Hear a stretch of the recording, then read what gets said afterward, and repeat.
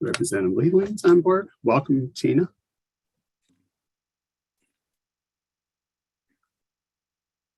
Hello. Hey Good guys. Afternoon, Mr. Frantz. All right. Ms. Randall, it looks like we're probably ready to go. So it looks like we're live. Now, what we'd like to do is call to order the Legislative Audit Commission. Today is Thursday, September 8th, 2022. It's approximately 1:30 p.m. Before us today, we have a couple of reports from the Legislative Auditor regarding presentation on Department of Human Services homeless and housing support grants, as well as a special review for Southwest Light Rail Transit. And so with that, I think before we get rolling, what we'd like to do is for the commission members, if Ms. Gill, if you could execute a roll call, please. Good afternoon. This is Shelley Gill, and I will take the roll. Senator Cran. Here. Senator Benson. Here. Representative Bernardi. Here. Representative Erickson. Senator Frantz. Here. Representative Hansen. Here. Senator Kiffmeyer. Present. Senator, thank you. Senator Klein.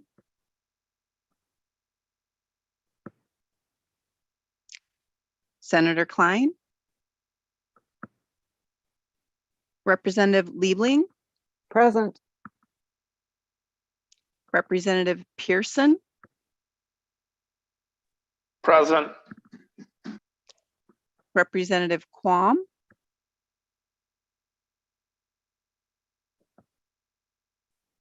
Representative Quam. And Senator Rest.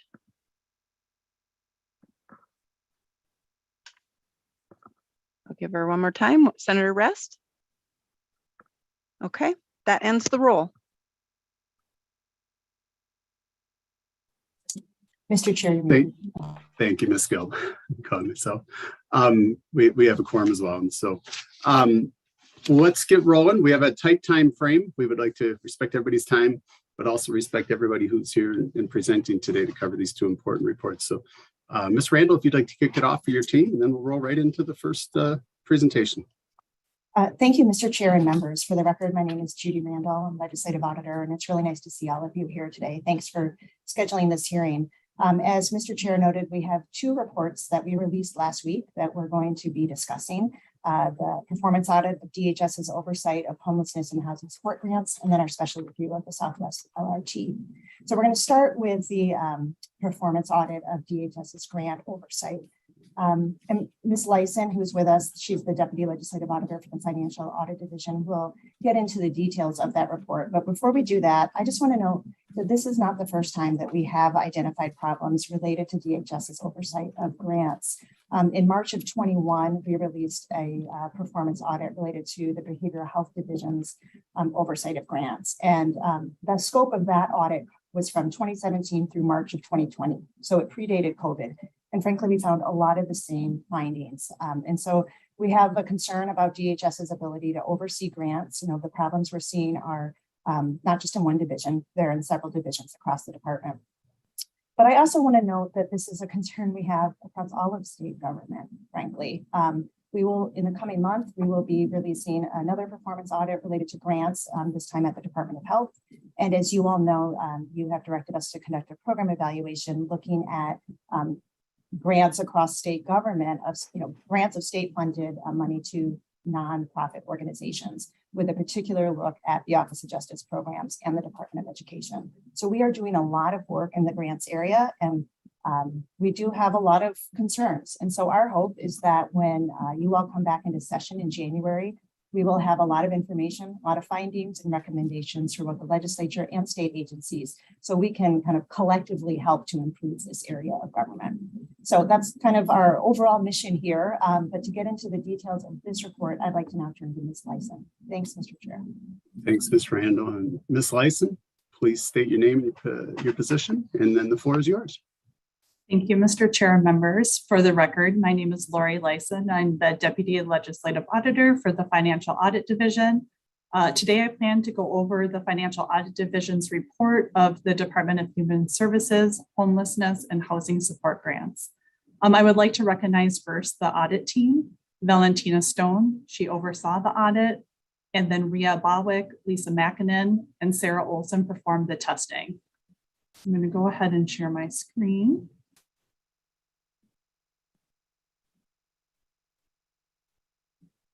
If I can get a confirmation that you can all see that. Okay, so the objective, thank you. The objectives of this performance audit were to determine if DHS had complied with applicable legal criteria. And for this audit, our main criteria were the Office of Grants Management Policies, DHS internal policies, the provisions of the grant agreements, and then the relevant statutes. The other objective was to determine if DHS had adequate controls over these grants. And our audit scope for this particular report was July 1st of 2019, so predated the pandemic, and it went through December 31st of 2021. So there are two primary divisions within the Department of Human Services that oversees homelessness and housing grants. The first is the Housing and Support Services Division. This provides housing support to persons with disability and those that are older than 65 and have low income.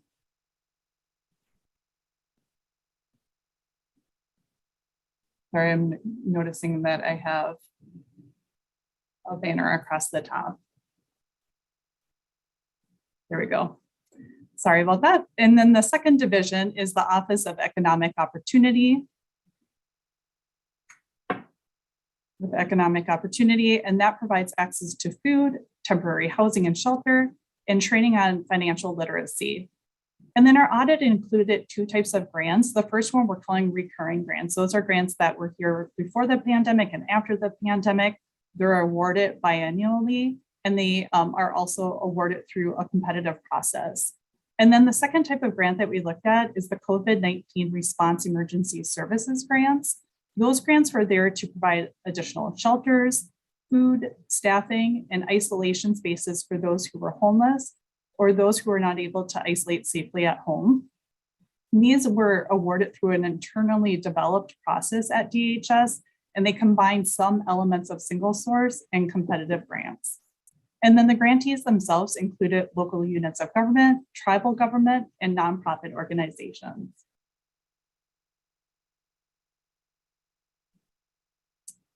You can see on this graph, this is showing the final funding sources for all homelessness and housing grants. So even beyond those that we tested, you will see that the state funded a majority of those homeless and housing grants prior to the pandemic. And then that began to shift in fiscal year 21 as DHS received approximately 35 million more in grant expenditures to address homeless and housing during the pandemic. And then the majority of the COVID grants were paid from state funds initially, and then later, most of those expenditures were reimbursed by the federal government. And then I also just want to note here on that third column of fiscal 22, it's just representing half of that year, the half that was covered in our audit.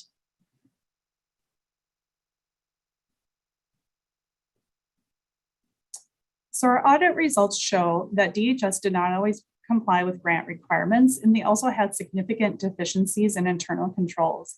And just as a reminder, just for internal controls, those are there in place to assist agencies in ensuring that they're complying with applicable legal criteria. So they're an essential piece. We don't always want to look at just compliance. We want to see that there's strong internal controls in place so that we know that they have processes in place to comply. So our report includes 9 findings, which touch on all aspects of the grant process from awarding all the way through closing the grant itself. But today I'm just going to focus on 2 findings that we believe are most significant to 3 really essential points. 1, ensuring that grantees are equipped to receive state funding. 2, ensuring that funds are spent on allowable cost. And then 3, really ensuring that grantee has adequately addressed and met program outcomes. And so for each of the findings I'm going to talk about here today, I will discuss what is required by state policy. I'm going to call it OGM, the Office of Grants Management. I'll refer to as OGM. And then the possible effect if that requirement is not met, and then what our testing actually found. So agencies are required for all grants to evaluate the financial stability of that entity that's requesting more than $25,000. So this is one of the very first steps in ensuring that a grantee has the financial ability to address the objectives of the grant. So a very important step in the process. It's before the money is even issued out to the grantee. The OGM policy requires that agencies review a document. That could be, they recommend the IRS Form 990. It could be an internal financial statement or a certified financial audit. So one of those types of documents need to be reviewed by the agency. And then what they need to do is they must note what financial document they looked at, and they must also note whether there were any significant concerns. And then the policy also then requires that that information is kept on file with the grant. So in our testing, we found that DHS did not complete a financial review for 91 of 117 grantees. For the remaining 26, the documentation was insufficient. So for COVID-19 grants in particular, DHS saw many new grant applicants, which makes this requirement even more critical in that these applicants are not familiar to the division that issued these grants. And that DHS would really not be able to tell whether the applicants were equipped or financially stable enough to meet those grant objectives. So even, again, before that money is awarded out, this is that opportunity to ensure that who the money is going to is an entity that is equipped to financially handle the grant objectives.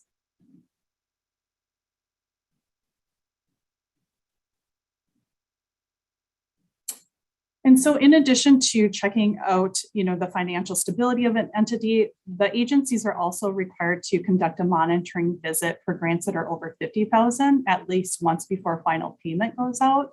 And then they must also do that annually for those that are over $250,000. Again, all steps are critical, but this is another really critical step in the grants process, because this is the step that's really going to ensure that the progress on outcomes is being made by the grantee. And the OGM policy recommends that monitoring visits occur on site, although it's permitted to conduct these visits through phone as well. Our recommendation is always, whenever possible, it makes the most sense to be able to go on site and to physically see that outcomes are being achieved. The policy also recommends the use of a standard form to allow for consistency.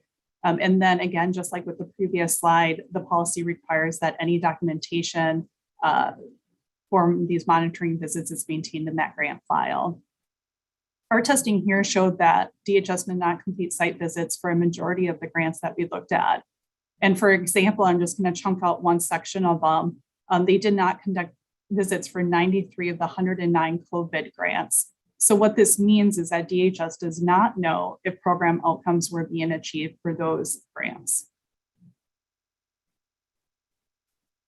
And there's another monitoring policy that is required by agencies, and that is the financial reconciliations for grants over $50,000. And that must be done once before final payment is completed. I want to really highlight here that this should not be confused with financial reconciliations or with reconciliations of advance payments. That is looking at self-attested amounts by the grantee to what payments went out by the grantor. So that is not what we're talking about here. What we're talking about is true financial reconciliation. And this allows an agency to review financial support and then compare it with the established budget within the grant agreement itself. And this is the key step in determining whether the funds were spent on allowable activities. The OGM policy specifically requires that reconciliations should include supporting documentation, which can look like purchase orders, payroll records, or receipts. And then once again, like with the previous two slides, that documentation must be retained and kept in that grant file. For our testing, DHS did not complete financial reconciliations for a majority of the grants. And again, the example that I used on the previous slide for the visits was the same as in the financial reconciliations, that 93 of the 109 COVID grants did not have any financial reconciliations completed. And what this means is that DHS does not know whether grantees spent the money on allowable activities. When monitoring did occur for both the visits and for financial reconciliation, so the previous slide and this slide, documentation was often incomplete or not retained. So it is unclear in these cases whether DHS performed complete and purposeful monitoring activities. So I really want to be clear here that when monitoring did not occur or did occur, but the documentation was insufficient, OLA did not review that grantee to determine that no fraudulent activity occurred.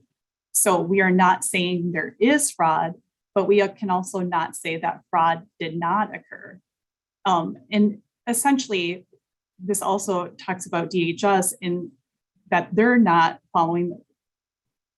did not follow the policies and procedures that would provide that assurance. And so what's more concerning is really that DHS cannot tell you that fraud did not occur.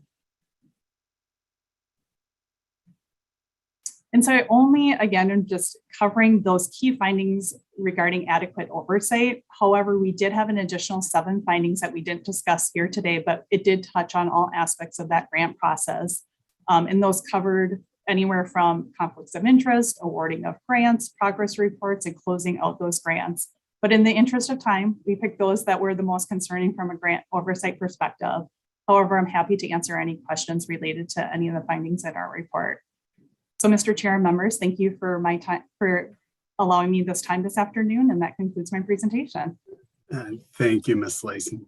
And so with that, members, I don't see anybody raising their hand and say we have time for a quick question, but I think in lieu of time, what I'd like to do is Commissioner Harpstead is on. She also has her presentation prepared as a response.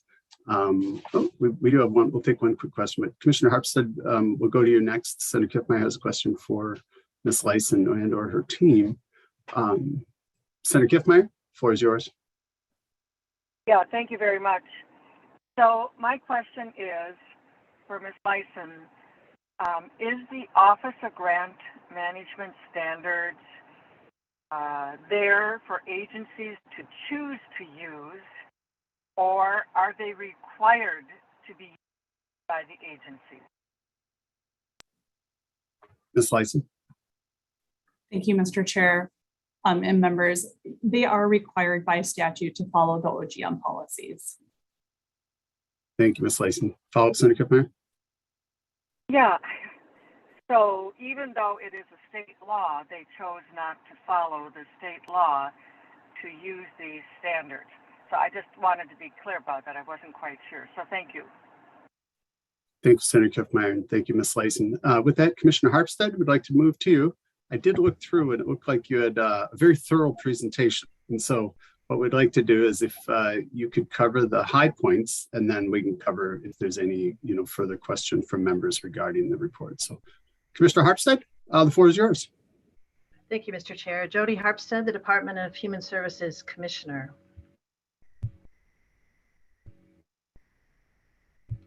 3 years ago this week, I spent my second day as commissioner presenting my 90-day plan to a joint Senate committee, where I said there's nothing more important for the Minnesota Department of Human Services than to be trustworthy for the people of Minnesota.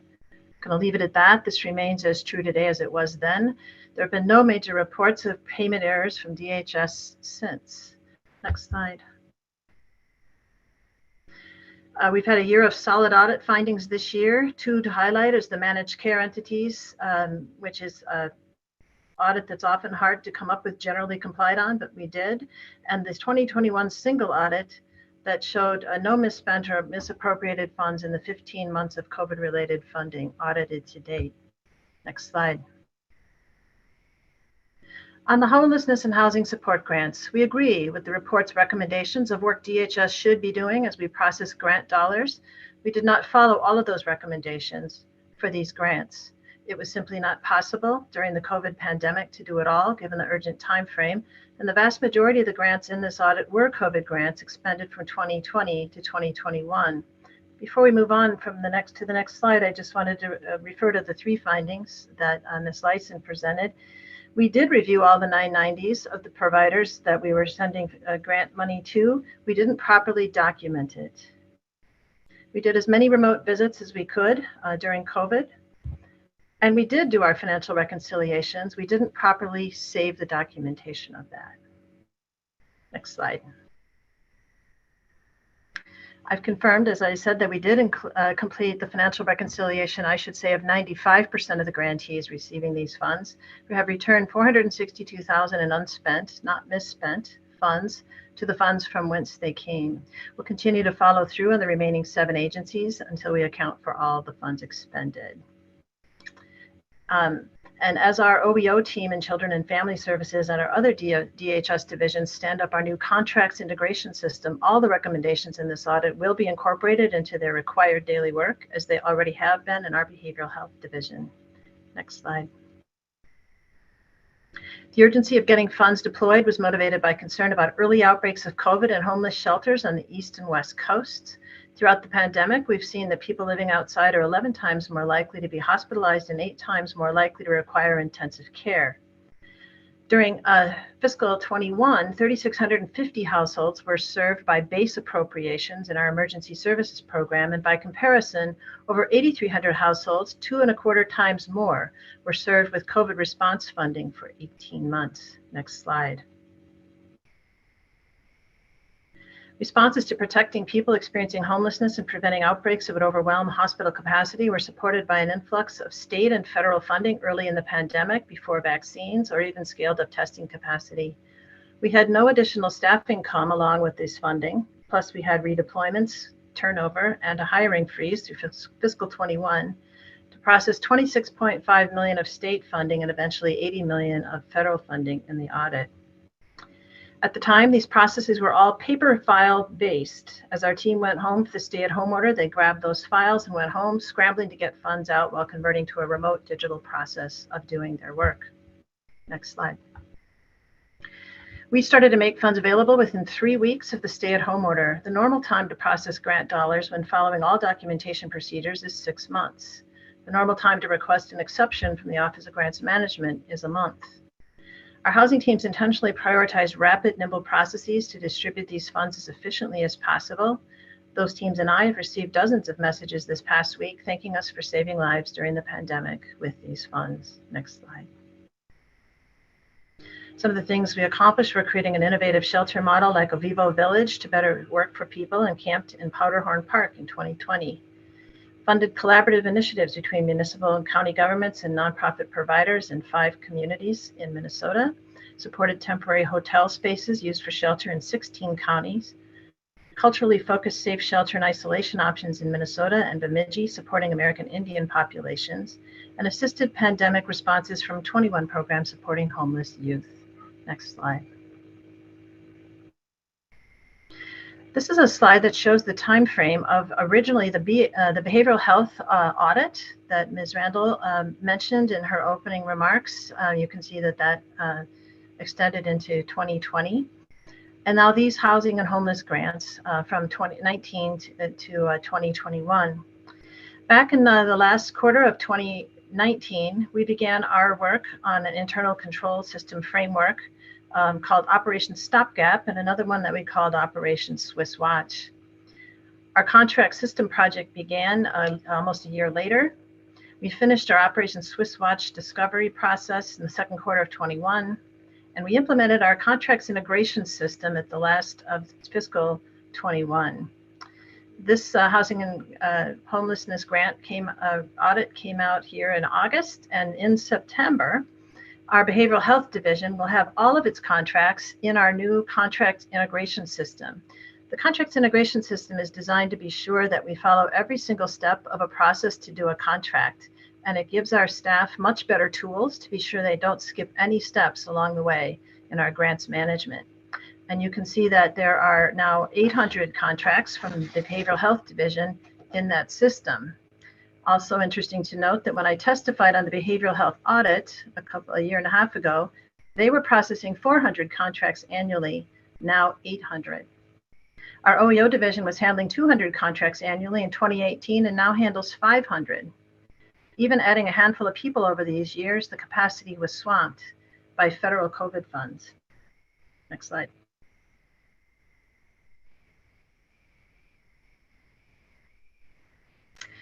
In addition to our commitment to cross our T's and dot our I's to be trustworthy to the people of Minnesota, our 4 HHS chairs are well aware of our study this year of Leidy Klotz's brilliant book called Subtraction. We'll be undertaking an examination inside DHS and in partnership with the Department of Administration's Office of Grants Management to see whether we can simplify and shorten the process of making funding available to the providers for whom it's intended, to put it to work faster for the people of Minnesota. We're receiving increasing complaints from providers who work to advocate for funding in the 21 budget session about how long it took for them to receive that funding. I also want to say that I met last evening with a group of advocates for people experiencing homelessness. The conversation reminded me that almost every time funds are appropriated for this population, it's an emergency. COVID, civil unrest, a spike in encampments. We need to talk about codifying an appropriate emergency response to getting the money out to solve these urgent problems, similar to the process that we used here. I also want to say that we handle over $20 billion in the Department of Human Services, and we handle it well every year.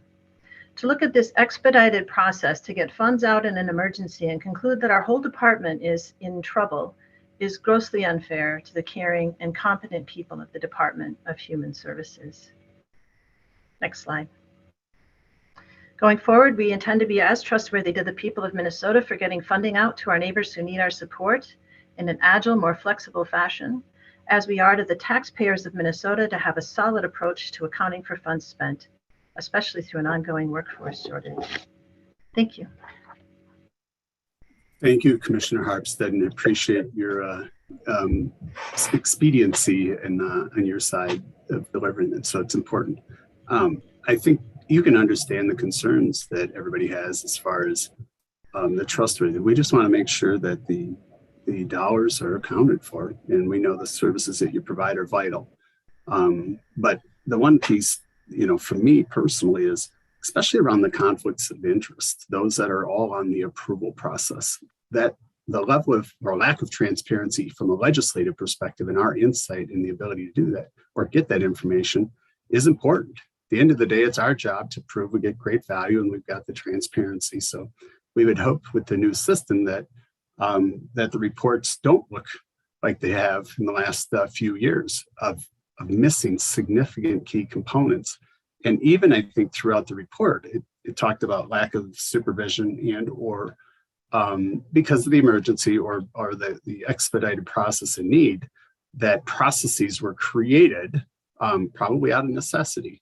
But to not have them documented, to be able to justify those actions and the reasons for it and the criteria are equally as important. So that I don't think it should be excused in an emergency or otherwise, because if you were able to walk through the process with all of your staff, it certainly should have been coming to have that documented. So look forward to seeing, remember I'm a process guy, so I look forward to a tour and or to see the types of systems that are put in place and then to see them in action. So we would hope that provides great transparency to the legislature and thus to our citizens. So thank you. Thank you. Representative Labley. Yeah, thank you so much. And Senator Cran, I appreciate that you're a systems guy, and I think we all benefit from that. So glad to have that expertise among us here. And I agree that these are all important items. I think there's no doubt that we need systems and we need regulations and we need them to be followed in order to ensure that money goes only where it's supposed to and so on. And that is very important. But it just strikes me too that in a way the department finds itself, or it's certainly found itself in kind of a no-win situation here, right? Because on the one hand, you have folks who are saying, where's my money? It's an emergency. And we still even have that now with nonprofits who are saying, wait a minute, we're supposed to be getting some funding to do some really important things for the people we serve, and where is it? And of course, the flip side of speed is that then you get more mistakes or you skip pieces of the process. So it's really a delicate balance. I'm so glad that the commissioner has done the work she has and has put things in place. And I think we're going to see improvement as we continue to go forward here under her leadership. And she has been very transparent and does call the committee chairs sometimes more often than we would even like. So I think that's great. My real question here is more for Ms. Randall, because she started off kind of talking about what's going to be happening in the grants area, looking at grants across the whole system. And so I really wanted to ask, first of all, if grants, and it seems to me from all of this that there's a particular difficulty in managing grants, doing funding through grants. And so I guess I'd like her to really briefly just address that to the degree she can. And then I hope that when we get the wider report, that we would get it with some context in terms of like, what are other states doing? Does everybody have the same kinds of problems with grants? I mean, the goal here, of course, our wonderful work that our auditors do, our goal is to make things better, is to improve a process, not to punish anybody or complain about it or, you know, oh, look, see, somebody made a mistake. No, it should be always to go forward and do better. And I just certainly have seen that under the commissioner's leadership, but I'd like Ms. Randall, if she could, either now or after at the end, to just give us a bit more context about what she knows. Thank you. Thanks, Representative Ms. Randall. Thank you, Mr. Chair and Representative Liebling. I think those are great questions. And I want to say, I absolutely agree that the goal of audits is to help improve government, right? I'm not looking to point fingers. I'm looking to try to raise the whole, you know, rising tides, raise all ships type of thing. So in terms of the difficulty around grants, and this is something we have seen for years. We did an evaluation back in 2005 or 2007 that also had raised concerns around grants to nonprofits. So these are concerns that we've been grappling with for a long time. I think one of the unique things about grants is it's the state is giving money to another organization to provide services to a third party. So there's a difference there between grants and contracts. When the state engages in a contract, it's, you know, paying a third party to get something for the state, you know, ballpoint pens, computers, you know, contract consulting services.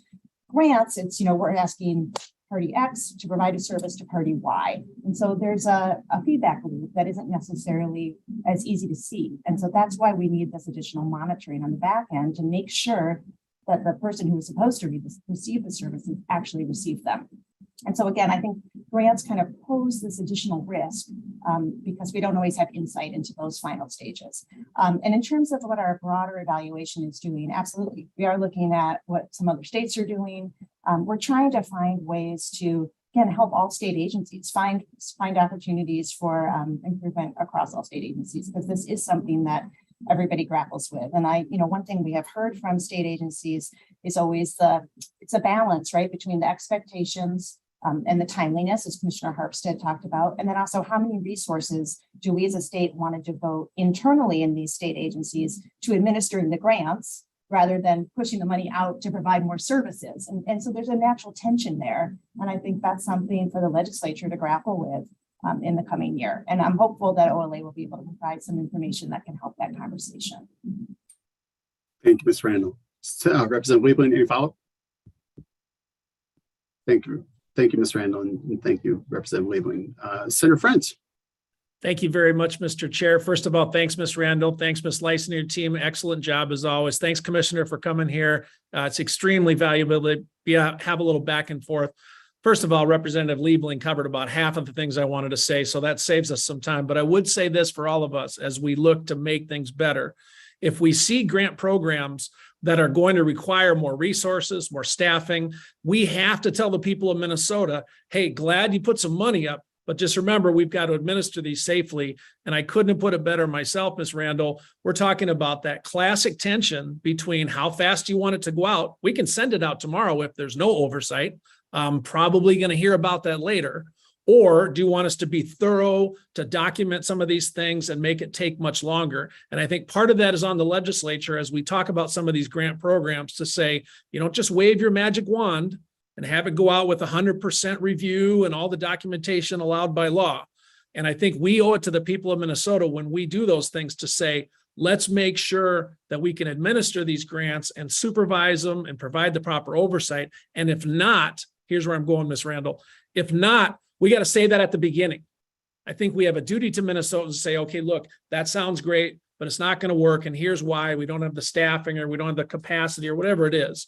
I think that's a better approach, Mr. Chair, than to be coming at it later and say, hey, we continue to have these problems. And I think we can do that. We may not be able to administer all these grants perfectly, but we can say to the people of Minnesota, to the vendors, to our third parties, look, this is what it's going to look like the way we have it now. And if we want to put extra resources as a legislature into that, great. Let's talk about that on the front end. I think that'll be better and allow us to find more systems improvement and innovation along the way anyway. Thanks. Thanks, Senator Frantz. And I agree with you. And on the front side is really the clarity of making sure that we have, I think you used, for an attorney, you used options of law. I thought it was required by law. But it is on the front side, and also the outcomes, right? Those are the things that I think have to be full circle. What are the actual improvements, and did we solve or attempt to improve that particular category? And those are all the things that we're talking about. So Senator Rest, next up. Thank you. Thank you, Mr. Chairman. I recall when I look at these reports and the findings that show over and over and over again findings that do not meet the standard. I recall, and I so appreciate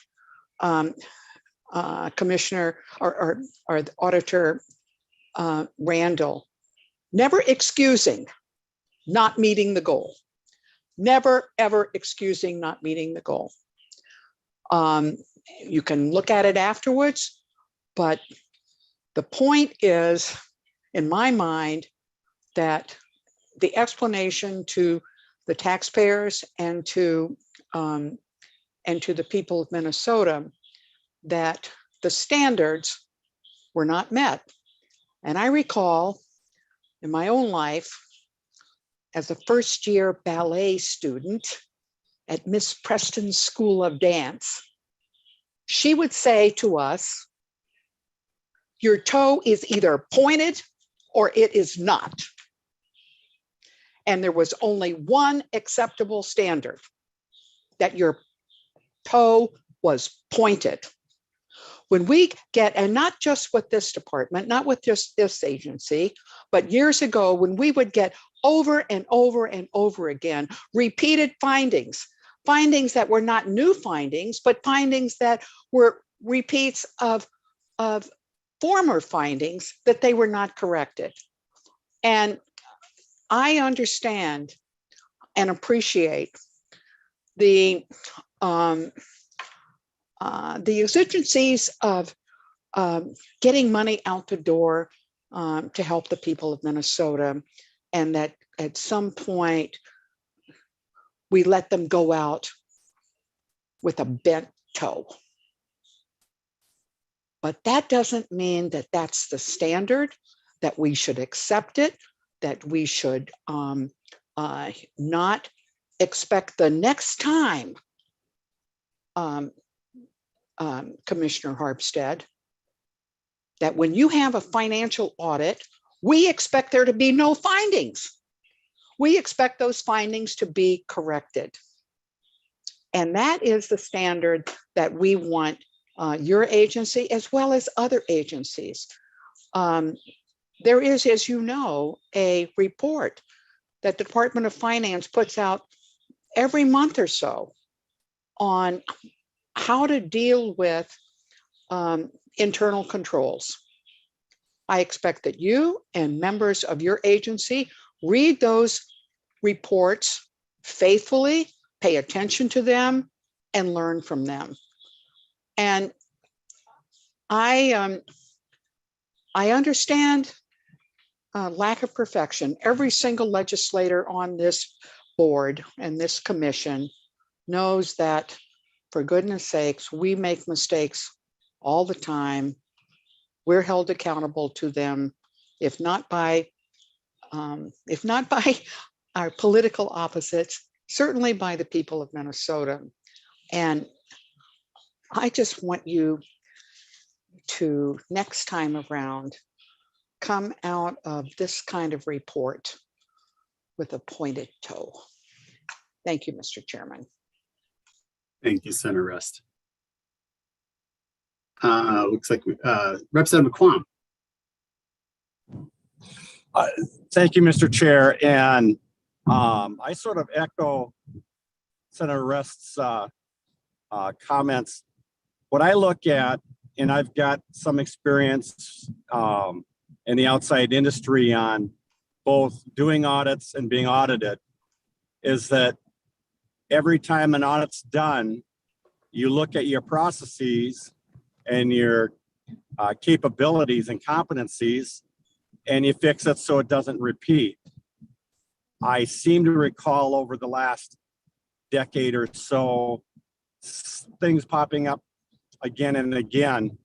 And I would like to find out, when they do these audits, what's been improved or changed from the last time. If there's a repetition, what type of improvements or processes could be implemented so we don't have this come up again. And we can look at the legislature trying to assist the departments and agencies to implement appropriate systems and training, whatever's needed, so that they don't repeatedly miss on documenting or whatever the issue might be. And I think that's what you're supposed to get out of an audit. It's not just, oh, what's wrong? It's how can we fix it or prevent it from happening again? And I think offline, I might have some discussions with both the audit team and then possibly the agency to be able to see what we can do to improve the quality and service for the future. Thank you. Thank you, Representative Kwan. Ms. Harpstead, Commissioner Harpstead, it looks like you've received a lot of feedback. I didn't see any questions in there. I would have gone to you for response. Would you like to, it looks like got a few minutes before we roll on to the next one. Would you like to close with a couple final comments, and then we'll go to Ms. Randall? I could, but I thought Senator Benson had a question. I saw Senator Benson lowered her hand. So. Oh, okay. We are absolutely committed to improving our process.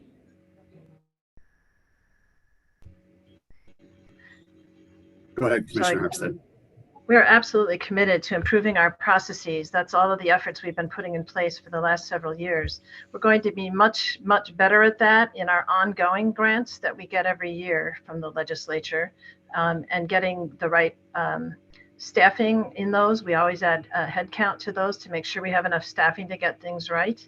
And we're working on making sure that we cross all our T's and dot all our I's on our ongoing regular grants.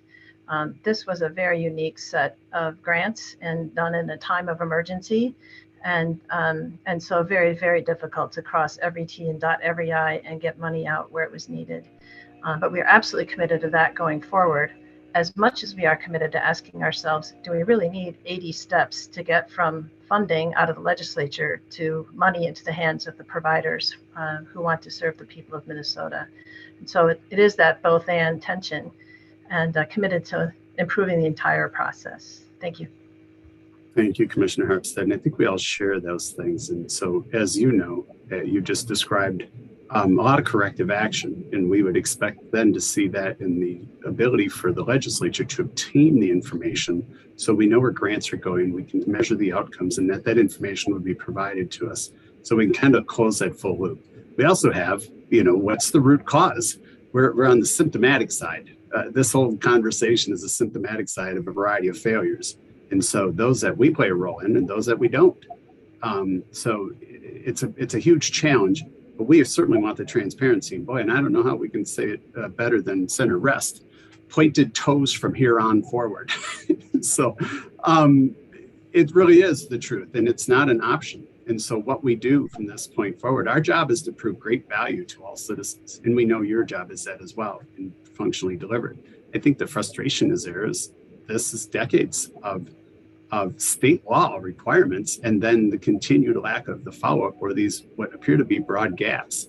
And it's millions of dollars, and we want to know, one, that the dollars are just spent well, but we just want the transparency. So we're looking forward to it. And when there's an opportunity, we're kind of in a busy season, but as we roll on, to really see what are those steps that you go through.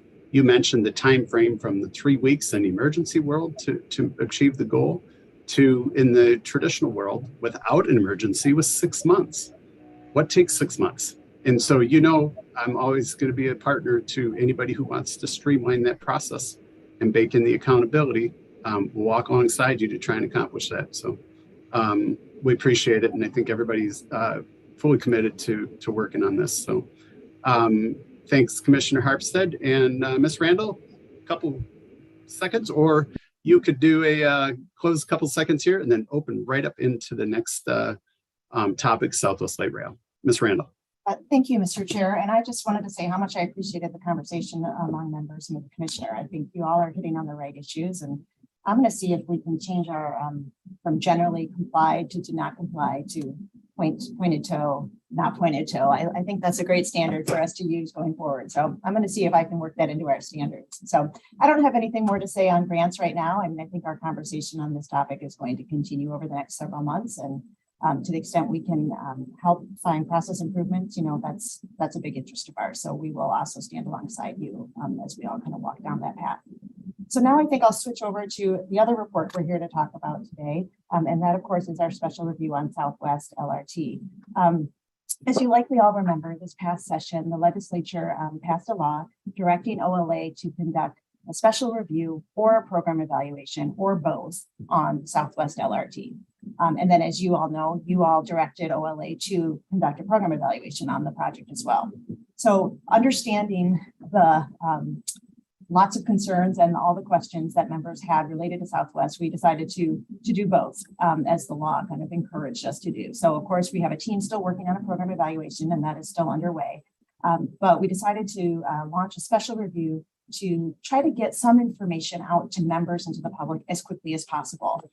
You may remember that the law that directed us to do this work listed nearly 20 different questions or concerns that the legislature wanted answered. And so what we did with the special review, it's a little bit of a different report for us. Usually our reports, as you know, have findings and recommendations. This report doesn't have that. Instead, what we decided to do is from that list of 20 questions, we decided to pick off the ones we could answer as quick as possible, because we thought it was really important to get information out as fast as possible. So this special review is really focused on, what is the budget and how has it changed? Who is paying for Southwest? What is the timeline and how has it changed? In essence, we're kind of referring to it internally as kind of the background chapter of our typical program evaluation report. So it's kind of laying that foundation of information that we all can step onto and share as we go forward, so that when you get our forthcoming evaluation reports on this topic, we'll all have this shared knowledge base. So that's kind of the intent of this report. Again, it's a little bit different, but I think it presents information that honestly wasn't really there before, and certainly not there in an easy to understand, accessible way. So to get into the details of the special review and walk you through what we did learn, I'm going to turn now to Ms. Tyson, who is OLA's Director of Special Reviews. Thank you, Mr. Chair. Thank you, Ms. Randall. And before we get to Ms. Tyson, members, for those that weren't present when we kicked off, because of the type of report, Southwest Light Rail, and the interest on all sides and being out of session, we did invite the chairs of both, and the chairs in the minority lead for the transportation committees of both the Senate and the House. And so welcome Representative Hornstein, Representative Peterson, Senator Newman, and Senator Dibble. And so thank you for participating. We know this is an important one for you and the work you've done. And this is just the first component of some of the desired information. So welcome. With that, we'll turn over to Ms. Thiessen. Please state your name, and then the floor is yours. Thank you. Thank you, Mr. Chair and members. Thank you for hearing our report on Southwest Light Rail today. For the record, my name is Catherine Tyson, and I'm OLA's Director of Special Reviews. Before I get into the presentation, I would just like to acknowledge the excellent work of my colleague, Lucas Lockhart, on this review. Today, I'll first provide you with some background information about the Southwest Light Rail project. I'll talk about the cost of the project, sources of funding, as well as the scope of the project delays. I'll then spend the bulk of my time today talking about 3 key drivers of cost increases and project delays. Once it's complete, Southwest Light Rail will connect downtown Minneapolis to the suburban communities of St. Louis Park, Hopkins, Minnetonka, and Eden Prairie. The project includes the construction of 16 new transit stations, a 14.5-mile light rail track, 6 pedestrian tunnels, and 2 light rail tunnels, as well as 27 light rail vehicles. The Metropolitan Council is responsible for overseeing the design, construction, and eventual operation of the line. On the previous slide, I mentioned that I'll be talking about key drivers for project delays and cost increases. The 3 drivers I'll be talking about today all relate to the proximity of existing freight rail lines and the Southwest Light Rail line. As I've highlighted on the screen, you can see about half of the Southwest Light Rail line is located next to those existing freight rail lines.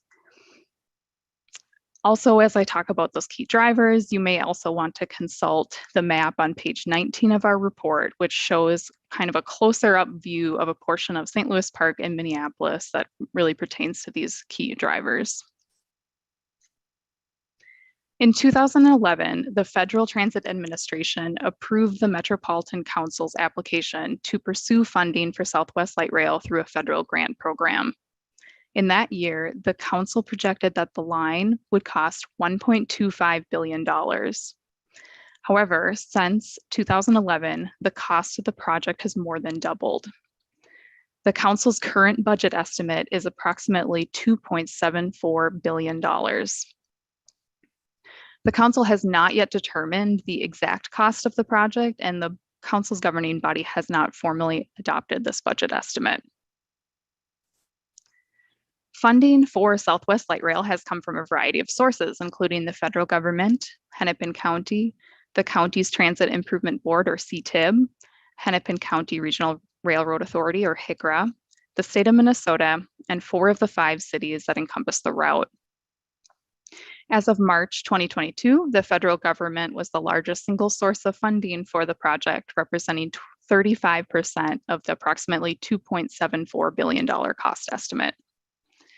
After the federal government, Hennepin County was the next largest contributor to Southwest. In March 2022, its commitment represents about 28% of the total cost estimate. Adding HCRA into the mix, HCRA's contribution is about 7% of the total cost, but that means that Hennepin County taxpayers are paying for a portion of the cost that's comparable to the federal government portion. As highlighted on the screen, the Metropolitan Council has not yet secured funding for over $500 million of the estimated $2.74 billion cost. And this to be determined source represents nearly 20% of the estimated cost of Southwest Light Rail. The Metropolitan Council's timeline for completing Southwest Light Rail has extended 9 years beyond the end date initially anticipated when the council became the agency responsible for overseeing the design and construction of Southwest Light Rail. In 2011, the Metropolitan Council estimated it would open the line in 2018, but by 2022, that estimated date has become 2027. As the chart on the screen depicts, project delays have occurred in both the design and the construction phases of the project. The design phase of the project is the time in which the council's design contractors were turning broad plans into more detailed designs. It's also the period in time in which the council was finalizing the scope and budget and schedule for the project. It was completing required environmental impact analyses, and when it obtained the consent of the municipalities along the line. And the construction phase is what it sounds like. It's the actual construction of the tracks, of the stations, and the systems that power the line. After the line's been constructed and tested, the Metropolitan Council will open the line to service and commence operation. I also want to emphasize that the delays themselves have increased the cost of Southwest Light Rail. The timeline for completing Southwest Light Rail directly affects several elements of the council's estimates of the project's cost. For example, the budget estimates include the cost to purchase materials, which have increased over time, and it also includes the cost to retain consultants and construction contractors who design, build, and inspect the line. Their compensation is in part based on the duration that they're employed to work on Southwest Light Rail. In the report, we highlight a number of factors that have increased the cost of Southwest Light Rail and delayed the completion of the project.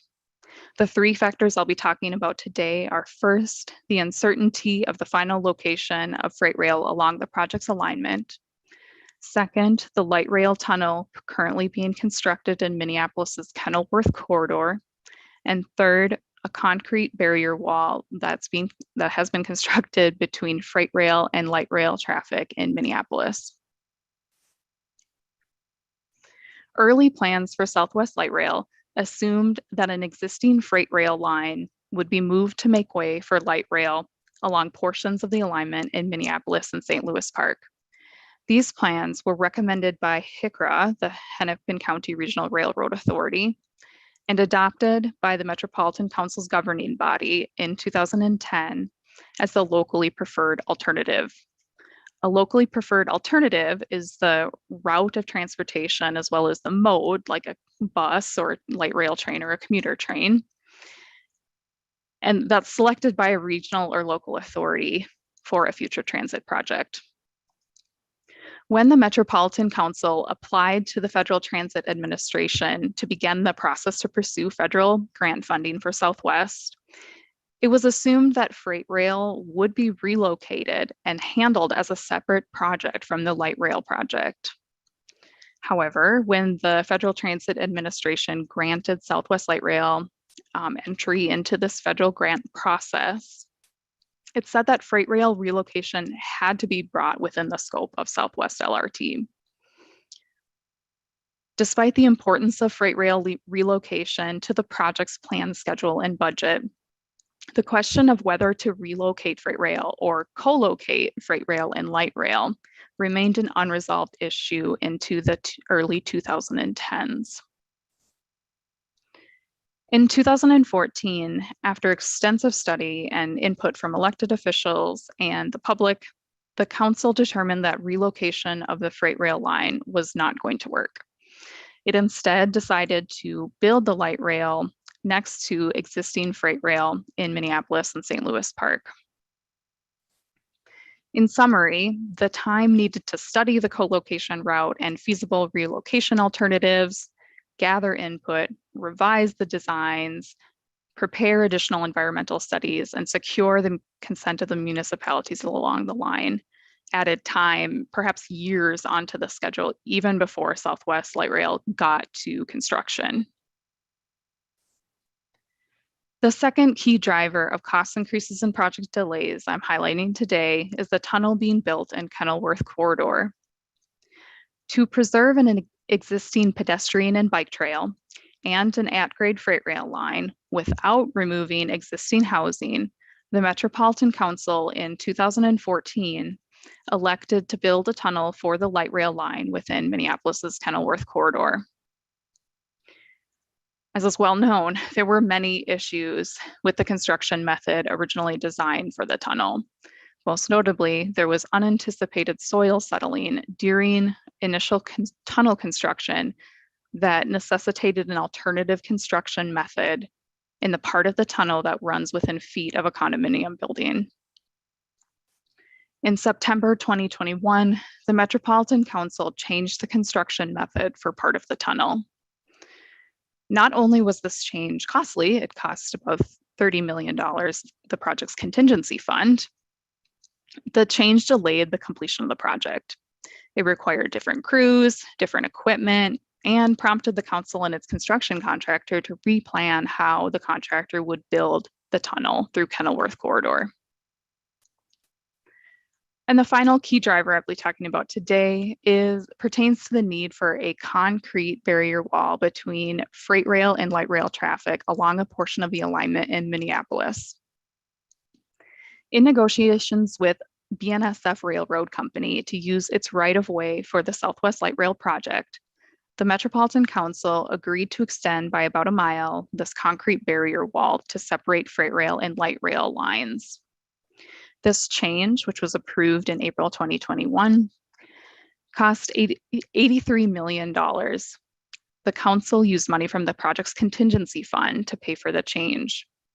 And this change had a significant effect on the contingency fund. As you can see on the screen, from the beginning of construction in 2019 to April 2021, Southwest Light Rail's contingency funds decreased gradually.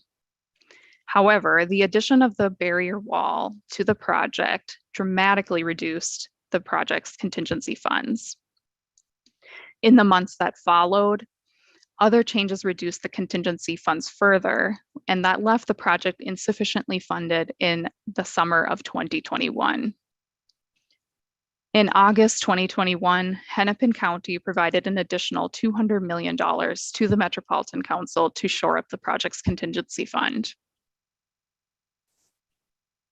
According to Metropolitan Council officials, the barrier wall change order was expected at the time the council opened the civil construction contract for bid. However, the council chose not to include the barrier wall within the scope of the project at that time because it was concerned that delaying the bid to include the wall would delay the project further or reduce the willingness of construction contractors to bid on the project in the future. And both of those things could increase the cost of the project. Metropolitan Council officials also told us that it needed to complete an environmental assessment before it included the concrete barrier wall in the scope of the project. Although this change was anticipated prior to construction, it still led to delays in the project schedule and increases to the project cost. And this is where OLA's program evaluation is digging in. That evaluation plans to examine whether the council adequately accounted for this expected change and other expected changes to the project's budget, contingency fund, and/or timeline. And with that, Mr. Chair, that concludes my prepared remarks, and I'd be happy to take questions. Thank you, Ms. Thiessen. We also have Mr. Zelli from Met Council Chair and Nick Thompson as well. So before we move into questions, so Mr. Zelli, Chair Zelli, would you like to provide a few comments before we get moving into questions? So Mr. Zelli, the floor is yours.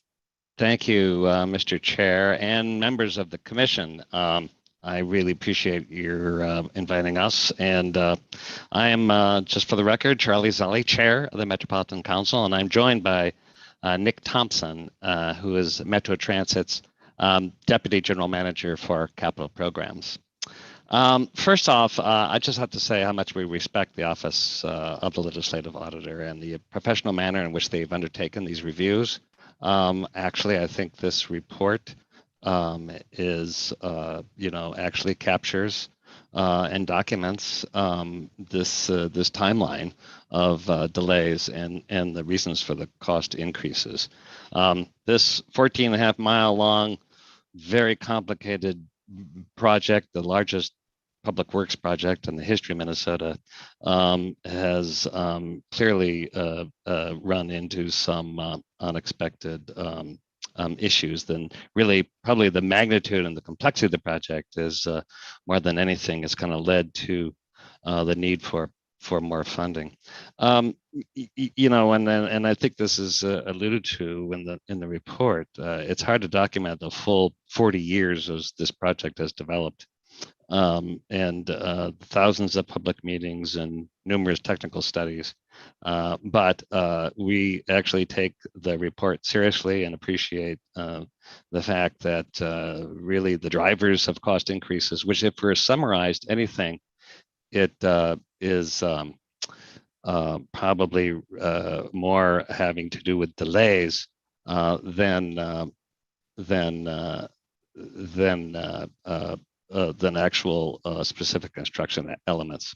I've just been told my camera's not working, so I'm so sorry. I assume everybody can hear me, so I'll just keep presenting, even though my camera seems not to be having a good day. In February and March of this year, we presented these kind of cost increase expectations to the House and the Senate Transportation Committee. So I really appreciate seeing the leadership here today. They will know that we anticipated the cost increases, but at that time, earlier this year, we were working on a plan to set a specific schedule with the construction contractor, and that is now in place. We are moving along toward that 2027 date.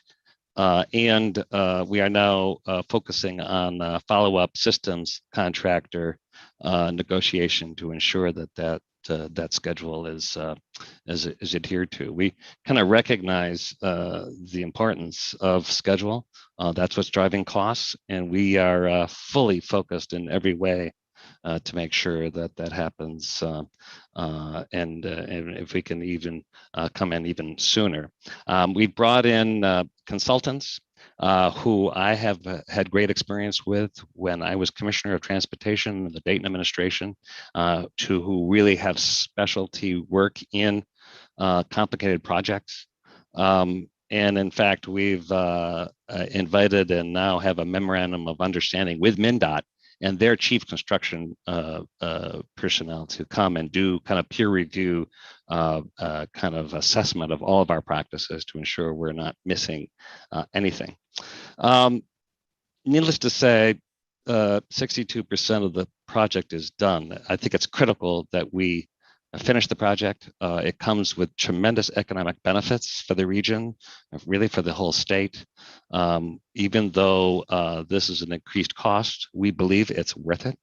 We think that the benefits coming from this project are substantial, and we appreciate the thorough review and the relationship to be as transparent as we possibly can, and to learn from these independent reviews to find ways that we can better measure risks as we approach big projects and ensure that we're being mindful of taxpayers' commitment to this project. And with that, I'm happy to stand for questions and comments. Thank you, Chair Zelli. This is, I've just have one quick question. You just talked about an agreement, MnDOT peer review. When did you engage in that contract for that peer review?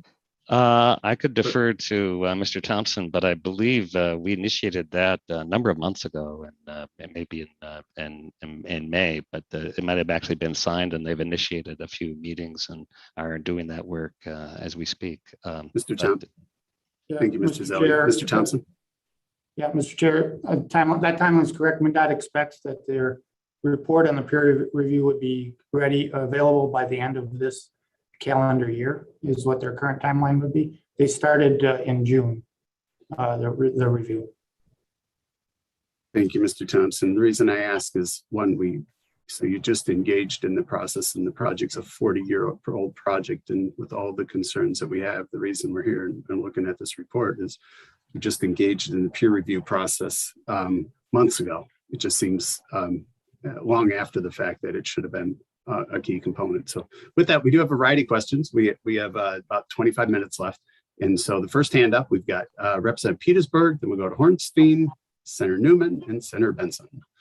Representative Petersburg. Thank you, Mr. Chair. I appreciate that.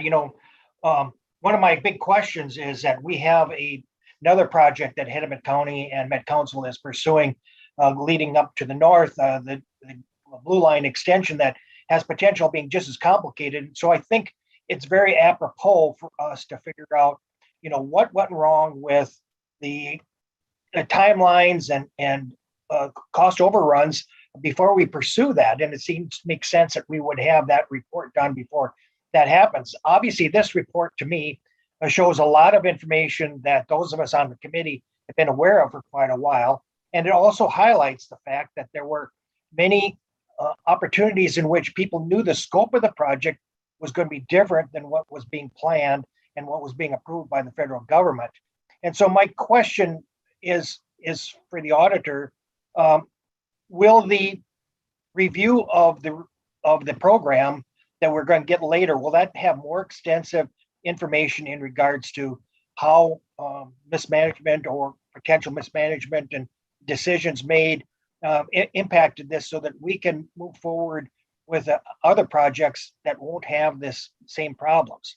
So that's kind of one of my questions. So in Petersburg, I believe that question is directed towards Ms. Randall, correct, on the Correct. program review. Ms. Randall? Correct. Thank you, Mr. Chair and Representative Petersburg. Yep, it's a great question, and the answer is yes. The program evaluation will be looking at management decisions that council made along the way. You can expect that report to have findings and recommendations. So yeah, you're right. I mean, I'm not surprised to hear that this report contains information that the chairs and minority leads mostly already know.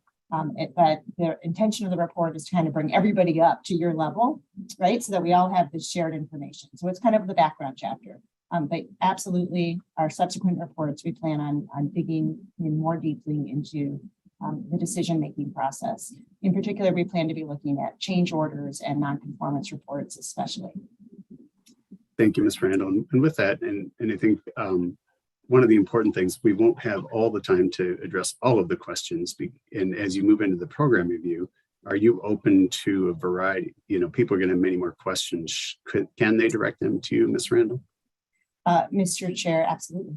We're always interested in hearing from members, and certainly I think the transportation committees already know. And I think we should formulate those additional questions or information that we're seeking in that full program review. So Representative Petersburg, any follow-up? Excuse me, just one, and that is, first of all, yeah, thank you for putting on record, some of the excuse me, data that we need to be aware of. Do we have an idea of when that report might be done? And then I'll let other people ask questions. Thank you. Ms. Randall. Mr. Chair and Representative Petersburg, we are hoping to have what I'm going to call part one as early as possible in the session. As the team has been digging in, we're finding that just as it's a big infrastructure project, it's a really big evaluation. And so we are seriously contemplating issuing a series of evaluation reports in the interest of getting you information as quickly as we can, but also being as thorough as we can. Thank you. Thanks, Ms. Randall. Representative Hornstein.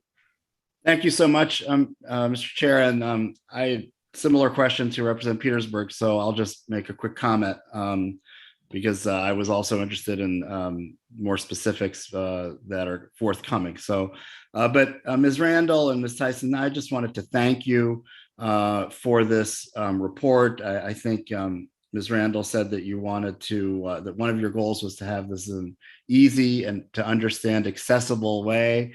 And while Representative Petersburg is absolutely correct that a lot of this isn't new information, I think the way that it was organized is new. And I think that prompts several questions. And work closely with Senator Dibble on this. I know he's going to ask a little bit about the bidding process, which I think is really important that you highlighted here. But the area that I wanted to focus on is the sections, for those that are following along in the report, pages 20 to 24, I found very, very helpful and informative. At the beginning of that section, there are a reference to a series of reports, technical reports that showed that co-location in the Kenilworth corridor was not a preferred way to route this project. And then after, that is documented in the table, I believe it's on page 20. Then there are a couple of quotes one from the city of St. Louis Park, the other from the Twin City and Western Railroad that strongly advocated for co-locating in Kenilworth. And then following that is then documentation of the change in perspective that I think I would argue came from some of that advocacy. And I don't begrudge the city of St. Louis Park. They were listening to their, constituents. They didn't want freight rail there. And so they advocated, and the Twin City and Western Railroad advocated for their economic self-interest, which was to route this in Kenilworth.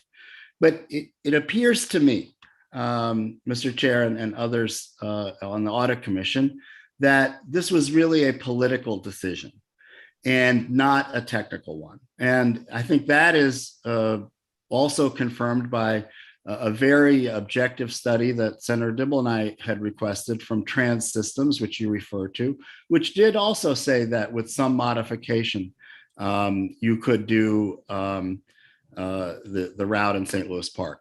So I found that to be very concerning, very troubling. Of course, we knew this was, happening, but to have it laid out in that chronological order, and you could see so clearly the impact of the advocacy from the railroad company and the city of St. Louis Park, I think, in moving this into Kenilworth, despite, I think, a lot of previously recognized technical issues. And of course, that's coming home to roost now because that really was anticipated in the 2010-2012 timeframe. So just to confirm,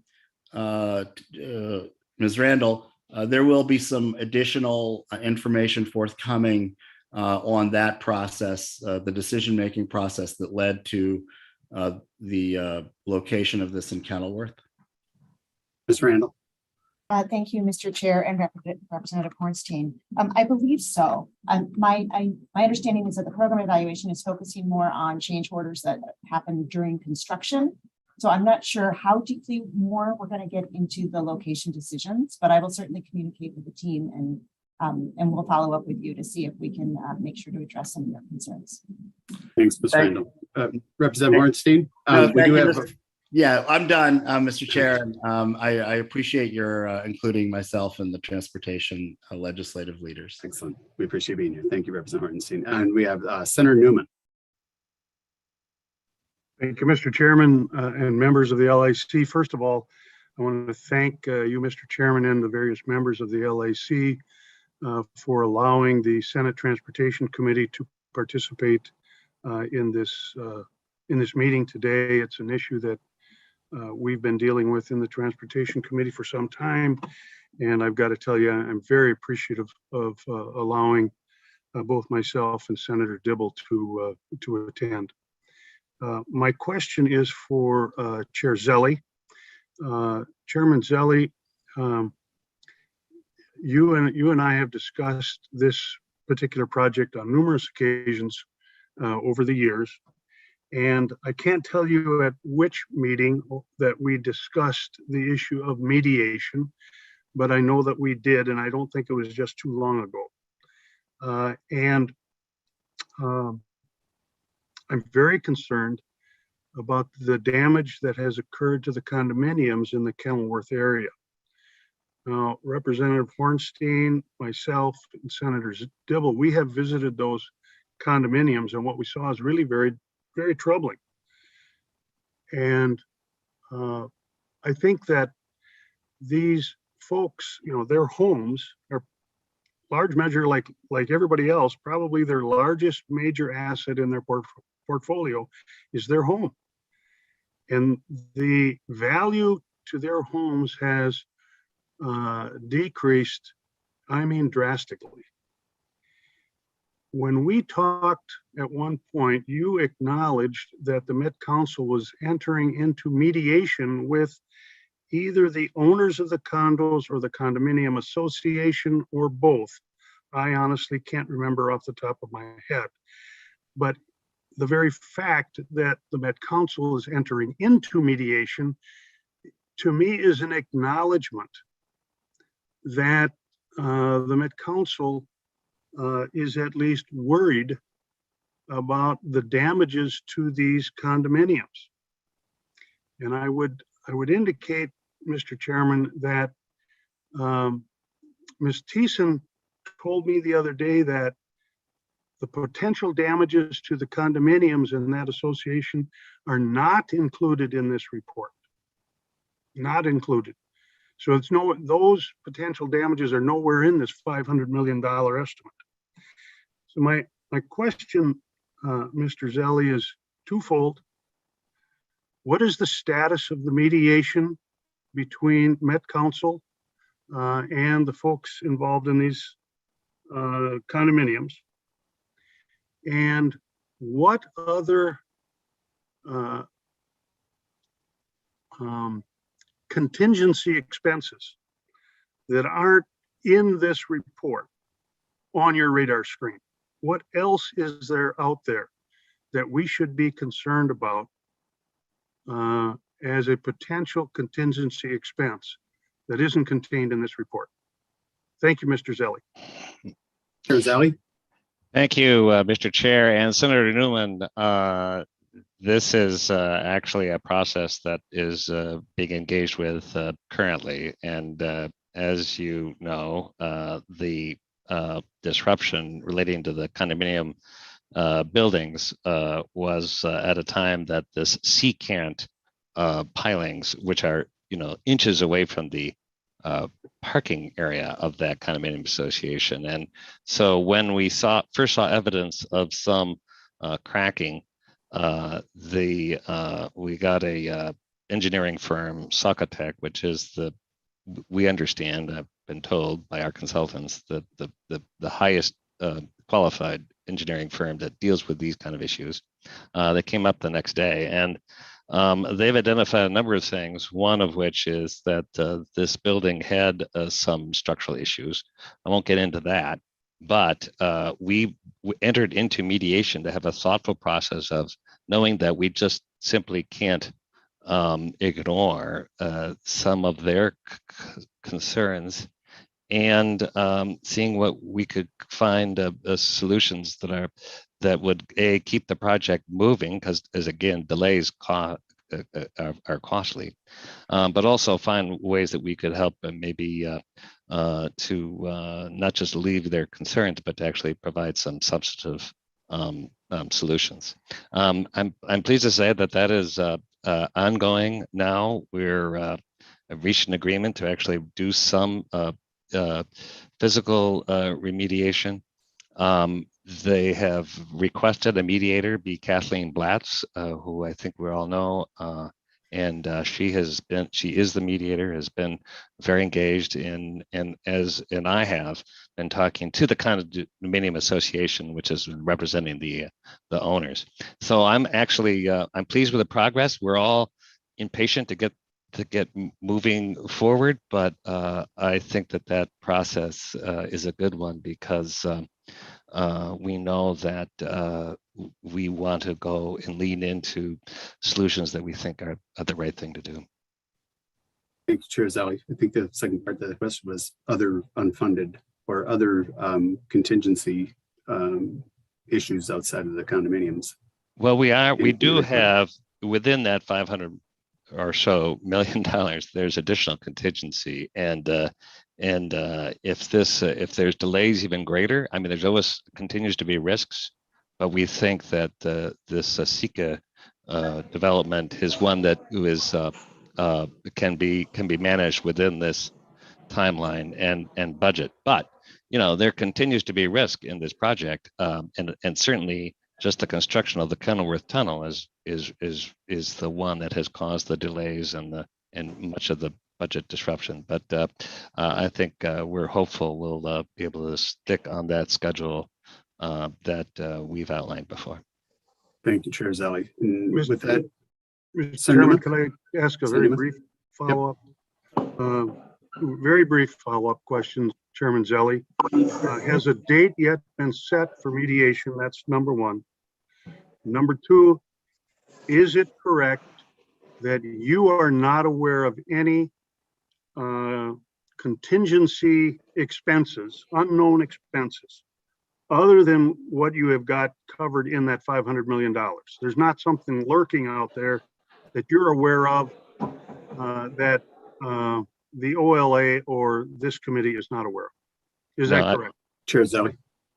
Chair, Senator, I'm not aware of anything that would be outside of this budget scope, but saying that given that we're in a sensitive part of the area of the project, the Kenilworth Trail, there's still risk, and it can go either way. But there is now refreshed contingency, and we're kind of hopeful that we're on track. Thank you, Chair Zelli. Senator Newman. And the date, do you have a date set for mediation? Oh, excuse me. Mr. Chair, Senator, the mediation has been going through series of meetings, and it's been going on now for a couple of months. So there isn't a specific dates. It's been a kind of ongoing conversation that Justice Blatz has been engaged with, and as has our team, and and I think that we're trying to not have this be really about attorneys. It's about what can we do that's right. And so a number of us are engaged, and including my relationship with Van Hayes, who I admire very much, and we'll try to do the right thing. Thank you, Chair Thank Zelli. you, Chairman Zelli. Thank you, Mr. Chairman. Thank you, Senator Newman. Senator Benson. Thank you, Mr. Chair. I'm not going to turn on my camera because I'm in a kind of a busy public place. Commissioner Zelli, thank you for being here. Chair Zelli, thank you for being here. It sounds like there's a real lack of oversight on this project. Who's your current auditor? Because they're supposed to call out things that are foreseeable risk. So who's your current auditor, and when did they issue their last report? Chair Zelli. I would defer to Nick Thompson. Might ask about the various audits that this, aside from the special audit that the project is going under. I think the project team has a number of various oversight instruments, and I mentioned one, the outside groups that we've brought in, including MnDOT and other, frankly, engineers from within our Metro Transit orbit. There's no question we have learned. Mr. Chair, if I could just clarify. Senator Benson. Glad that the oversight's coming after the horse has been let out of the barn. There should have been structure in place. So maybe Mr. Thompson can say who audits the Met Council, because internal people don't count. With all due respect, Chair Zelli, your internal engineers don't count. Definition of an audit is independence. That is one of the key definitions. The legislature had to fund a special review. The legislative auditor had to come in and do this work after the horse was let out of the barn. Who is your auditor? When did they issue their last report? Thank you, Senator. Thank you, Mr. Chair. And Senator, to be really more specific, we are subject to very extensive Federal Transit Administration reviews and oversight. So we do have. Chair Zelli, they obviously failed. So who audits your financials? Who would do a report on risk? For example, it's intuitively obvious to the most casual observer that when you ran into the right-of-the-way issue with BNSF, that should have been flagged as a risk and marked as a risk for the project going forward until BNSF agreed to yield the right-of-way. Instead, you went forward with the project as though you were going to get the right-of-way. And that left BNSF in the catbird seat, ended up making things really expensive and took away decision-making power. So get me the name of your auditor, and has the state auditor looked at you at all? Chair Zelli. Mr. Chair, Senator, the BNSF decision is an important point to kind of recognize that we did have an agreement with BNSF before we ever signed the contract. The issues were how to design a corridor protection wall. So I think there was enough, and I can, in hindsight, we all have better vision on the risks, really evaluating the risk of this project, which is really fair, and we're really taking to heart. But in the case of BNSF, there was an agreement for the right-of-way. There was agreements, and actual outside independent cost estimates. Those outside independent cost estimates were low. This cost of by the time the final design of this corridor protection, with not just NSF, but with MnDOT and the city of Minneapolis, it was a far more robust wall and at a much higher cost than was anticipated. So there's no question, but I'm not sure an auditor would have captured that level of risk. But we can certainly. Mr. Chair, just to be clear, we haven't heard who their auditor is. We haven't heard if the state auditor looked at it. So that means all the pressure is on the Legislative Audit Commission to make sure that this is followed through. Because Commissioner Chair Zelli can talk all day long about the peer review process with MnDOT. Frankly, the horse is already out of the barn. And so we're just going to have to stay on this from now until the end. And I would say, Chair Zelli, you have the opportunity now to put better risk assessment in at MnDOT for all of their projects. Because clearly there is something institutional that is causing these gaps. The state auditor's not looking at it. You haven't named who your auditor is. That means it's going to have to stay with the Legislative Audit Commission. Mr. Chair, Senator, we will provide you all the names of the auditors. I just don't have them with me, but I will certainly provide that. Thank you. Please provide that to all the members. Thank you. Thank you, Mr. Chair. Thank you, Senator Benson. Senator Dibble. Thank you, Mr. Chair, and let me also echo my gratitude, as Senator Newman did, for including us and letting us participate.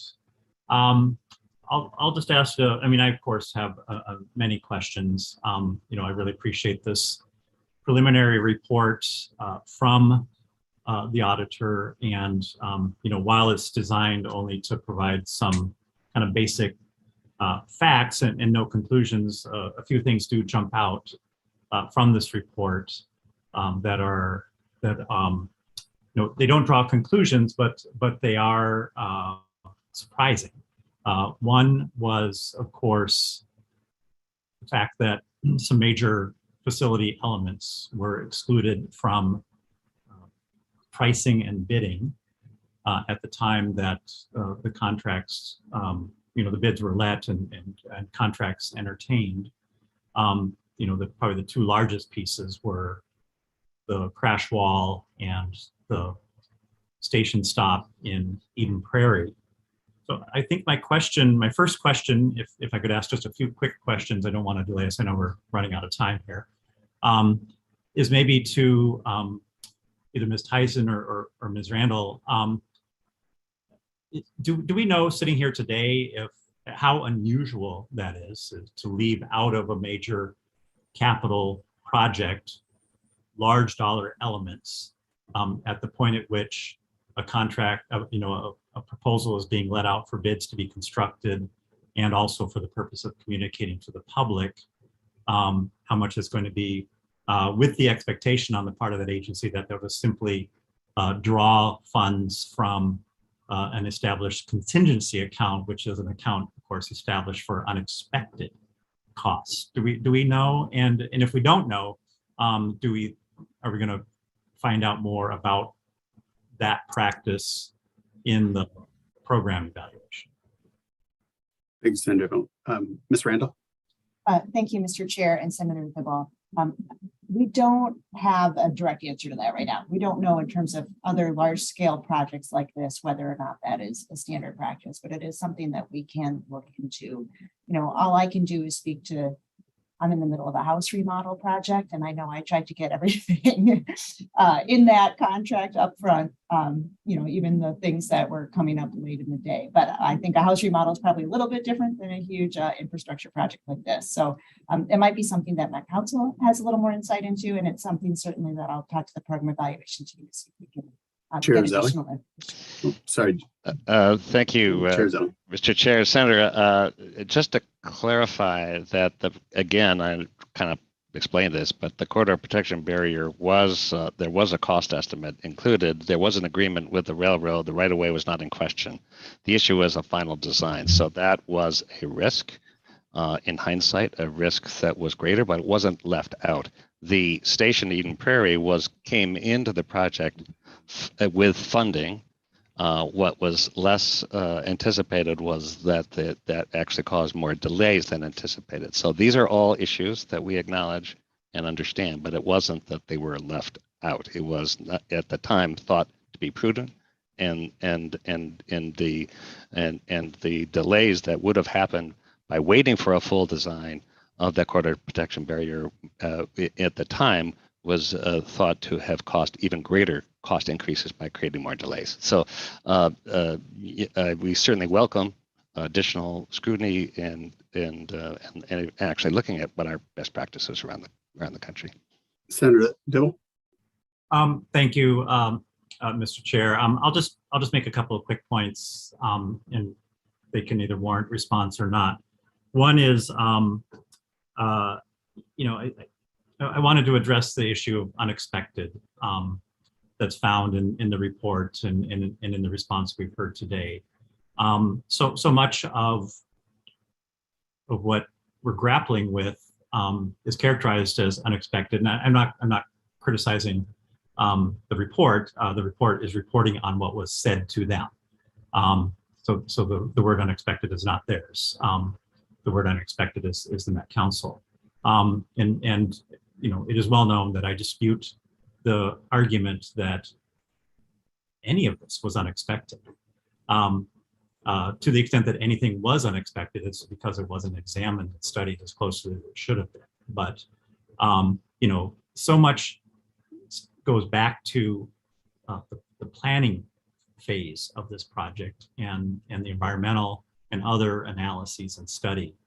So I'll just echo what Representative Hornstein was talking about in our hope that we don't just simply deal in the program evaluation with everything from the point in which the decision, the locally preferred alternative decision was made, because so much of what we're dealing with goes back a little further, or quite a bit further than that. I mean, the Kenilworth right-of-way was purchased in the 80s with the idea that LRT was going to be routed through there.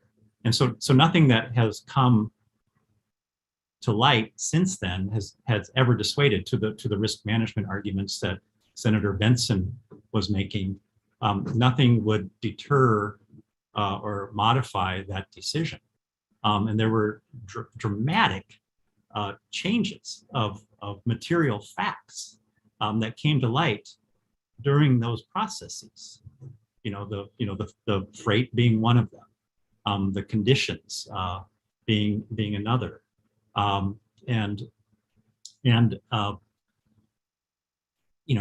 analyses showed that moving freight was entirely feasible. Analyses showed that the soils probably weren't what we would hope, and there were conditions in the ground that weren't what we hoped, that the proximity of the buildings was going to be a gigantic issue.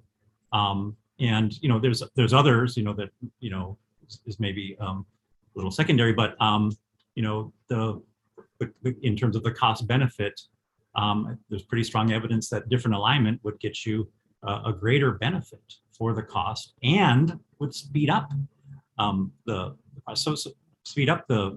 building and the bringing it online. So so much of what we're dealing with, including this unidentified $534 million, stems back to that phase in time, which I think speaks to the fact that we have what amounts to what is, for all intents and purposes, a local unit of government. The Met Council is legally constructed as a local unit of government. It's like a large county, but isn't governed by anyone who has any measure of electoral democratic accountability. So these kinds of decisions can just kind of roll along, kind of zombie-like fashion, and anything that comes in by way of evidence that should cause the decisions to be modified. There's no actual way to push and create that reanalysis, because no one is held to account for delay, for cost overrun, for or risk management and the like. So, Senator Dibble, we get to some of that. Senator Dibble, we appreciate it. What I would like to do, and I think we echo all of your thoughts and statements. And one of the things I haven't heard talked about is How much was spent outside of the actual construction component of this, right? When we break that down, how much was spent beforehand, and 40 years of planning and still being unprepared at the time you let the contracts out and then had to re-let the contracts out, to me, clearly identifies key challenges or core challenges and lack of accountability. And I think that's what you highlight or discuss in the various decision-making process. It didn't sneak up on us over 40 years.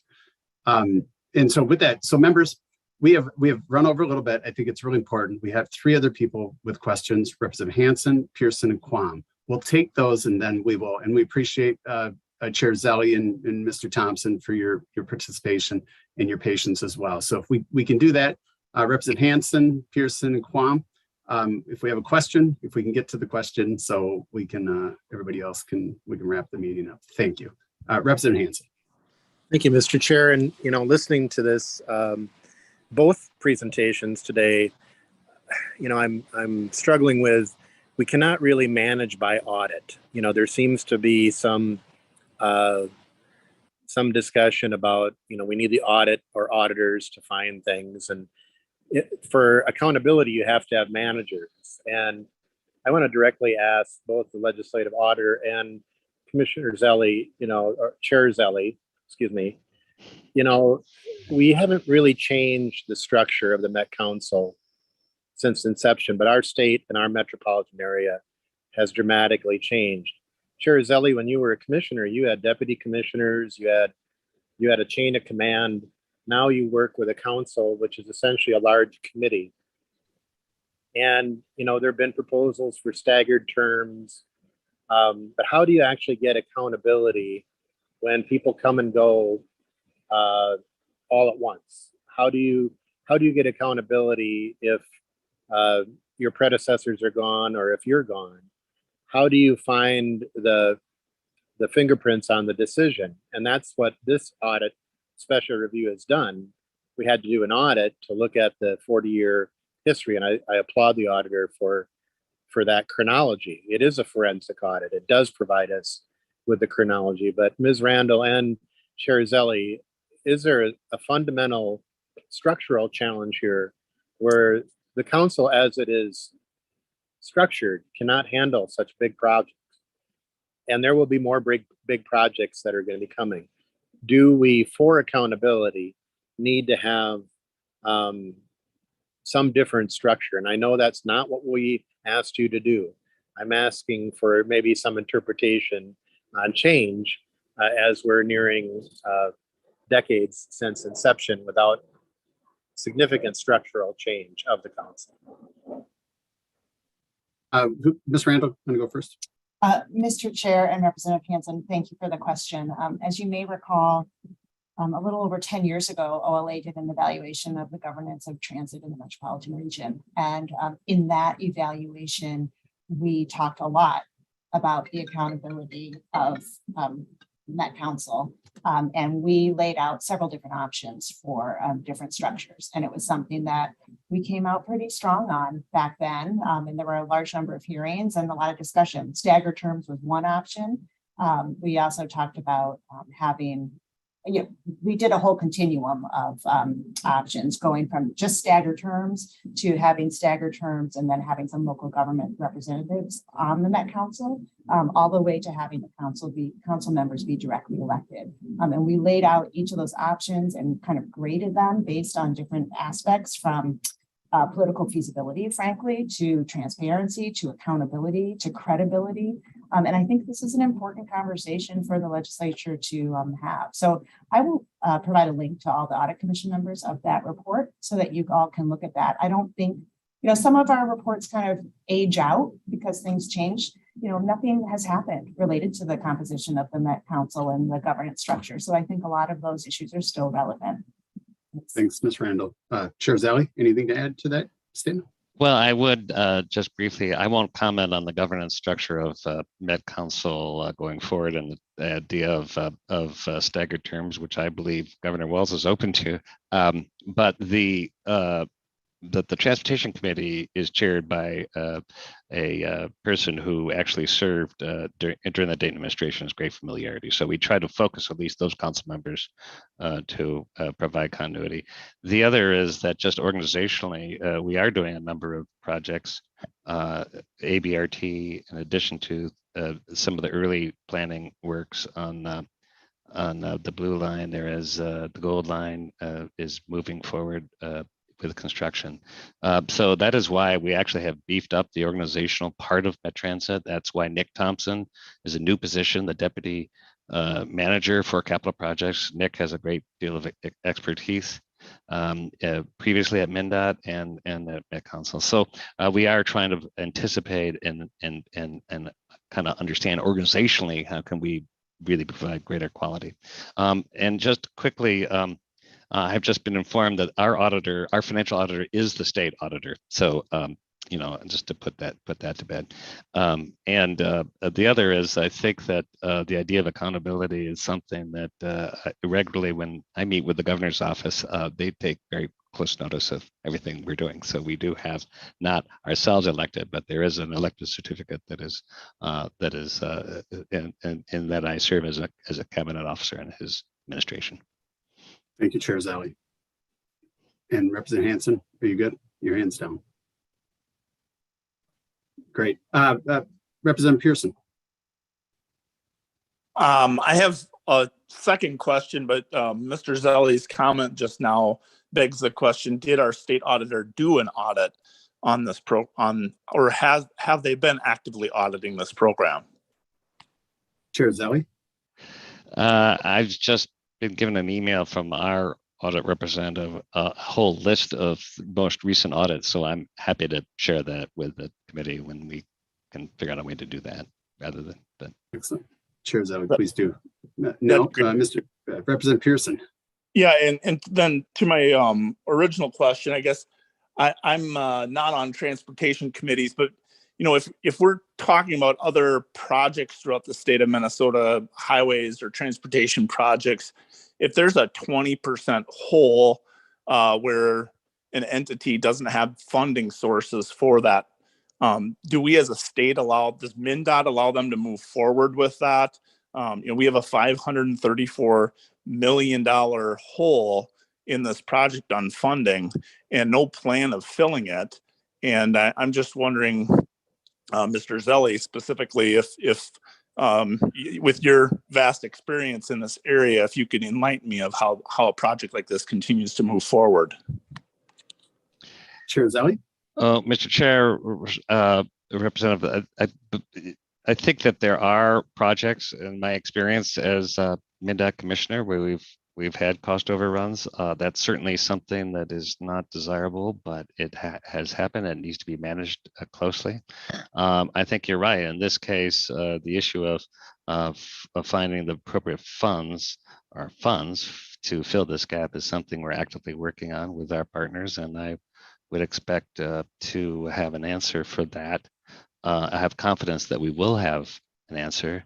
And we should have that by the end of the year. So I can't comment on it now, but it is something that's actively being discussed and engaged. And I think that it is important for the project to move forward because that is in the region's best interest. The cost of closing down, as we've seen in the rare cases in other parts of the country, is drastically more expensive. And I think that we're going to try to act as prudently as we can to advance the project. Thanks, Chair Zoni. Representative Pearson, quick follow-up. I guess I just wish you would be able to comment on that at this time, and I guess I'm not sure what would constrain you from commenting. But when that information is available, I hope that you will inform the legislature as swiftly as possible. I'll be happy to do so. Great, excellent. Representative Quam, last person for questioning today. Thank you, Mr. Chair. And what I'm interested in, it's obviously there are some lack of competencies in different areas, and I'd like to know if the audit is going to come back with, we need this competency and skill, we need this process.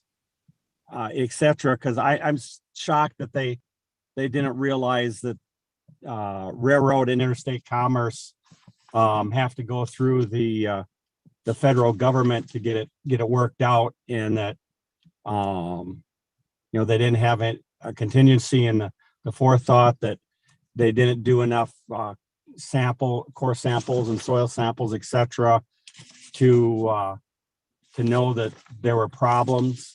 And maybe the competencies are available in MnDOT.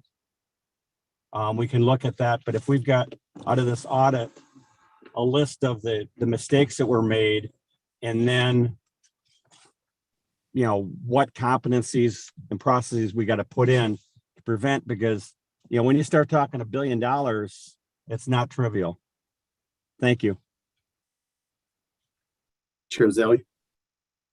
Well, Mr. Chair, Representative, I think we're really open to learning as we go through the process of the additional audit, but really we've already had a pretty, in hindsight, a better thought about how we evaluate risk, how we actually consider with the pressure to keep costs down, we also have to have a keen, clear eyes to what the risks are for these additional costs. And then obviously in hindsight, this should have been anticipated, but this is hindsight. But we've certainly learned a lesson about how we approach projects and how we evaluate risk and how we set up additional contingencies should they ever be needed. Thank you, Chair Zelli. Thank you, Representative Kwan.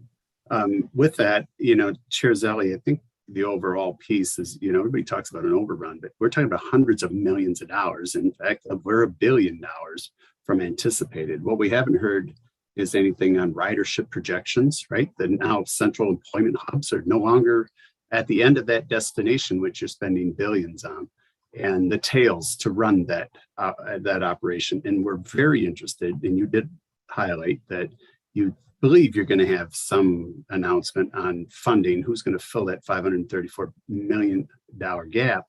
But when you look at the federal government and their portion of it, it sounds like they're at a no right now. Hennepin County is already at $772 million. Their 2022 or 2020 budget for Hennepin County is 2.4. It was $2.4 billion.